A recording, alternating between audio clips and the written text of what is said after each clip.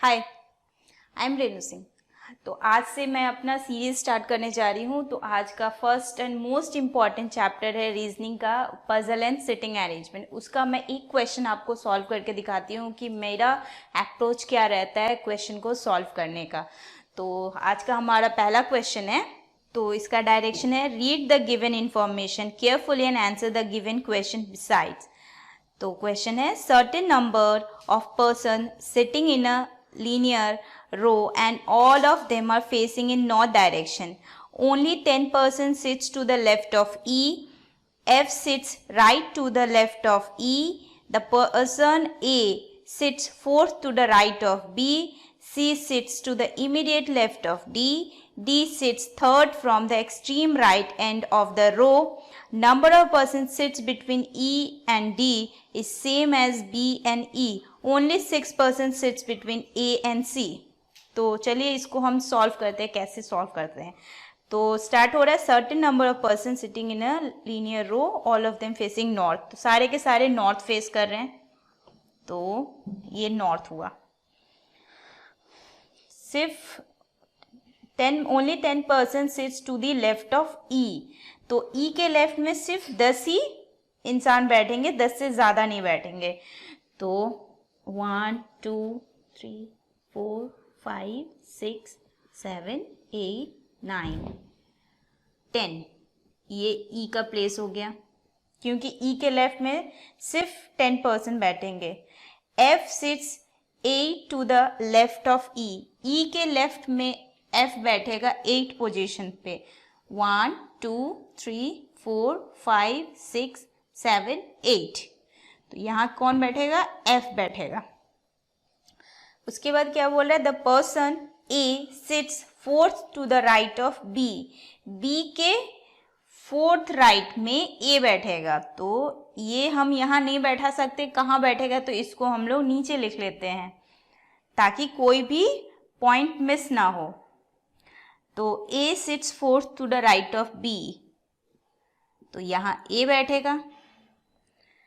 उसके बाद क्या है? C sits to the immediate left of D. C कहाँ बैठेगा? एक और ये पॉइंट है इमीडिएट लेफ्ट ऑफ डी के। D sits third from the extreme right end. D extreme right end से थर्ड बैठेगा। तो हम नहीं जानते इसका इधर कहाँ जाएगा, तो हम एक दूसरा पॉसिबिलिटी ये भी कर सकते हैं कि हम यहाँ से, ये पहला पॉसिबिलिटी हुआ, एक दूसरा पॉसिबिलिटी हम लोग यहाँ से भी ड्रॉ कर सकते हैं कि डी जो एक्सट्रीम राइट एंड है उससे थर्ड में बैठेगा। तो हम मानते हैं एक्सट्रीम राइट एंड यहीं खत्म हो रहा है, तो फर्स्ट सेकेंड थर्ड, यहाँ पे डी बैठेगा। उसके बाद क्या है? Number of person sits between E and D is same. E और डी के बीच में जो नंबर ऑफ पर्सन है वो सेम एज बी एंड ई के बीच में। तो यहाँ ई बैठा हुआ है और यहाँ से एक हम लोगों को ये भी क्लू मिलता है कि डी के इमीडिएट लेफ्ट में सी बैठा हुआ है और सी और ई के बीच का डिफरेंस है। जो एक और पॉइंट था कि number of person sits between E and D is same as between B and E. Only 6% sits between A and C. तो यहाँ पे हम लोग 6% sits between A and C. तो यहाँ पे बैठेगा 1 2 3 4 5 6। तो यहाँ ए सिट होगा। और इसके अलावा एक और पॉइंट है, number of person sits between E and D same as between B and E. तो बी और ई के बीच में सेम होना चाहिए नंबर ऑफ पर्सन, और वही पर्सन ए।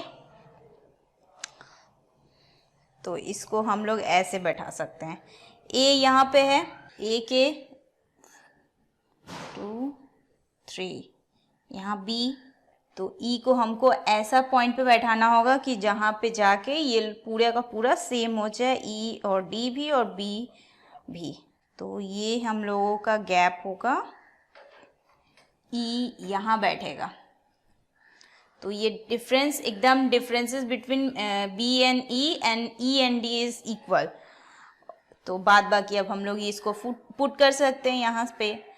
तो ये यहाँ ई है, तो ये पॉइंट ये हुआ, ये ए हुआ, 1 2 3 1 2 3। तो यहाँ पे एफ और फिर ये फाइनल अरेंजमेंट।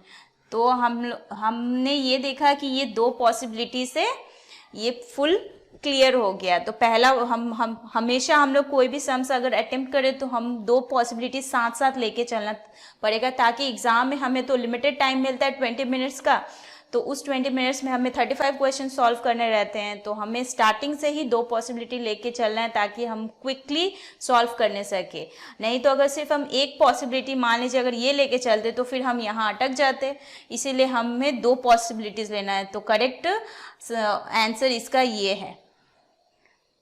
तो आपको समझ में आया? अगर अच्छा लगा तो ज़रूर लाइक कीजिएगा। Thank you.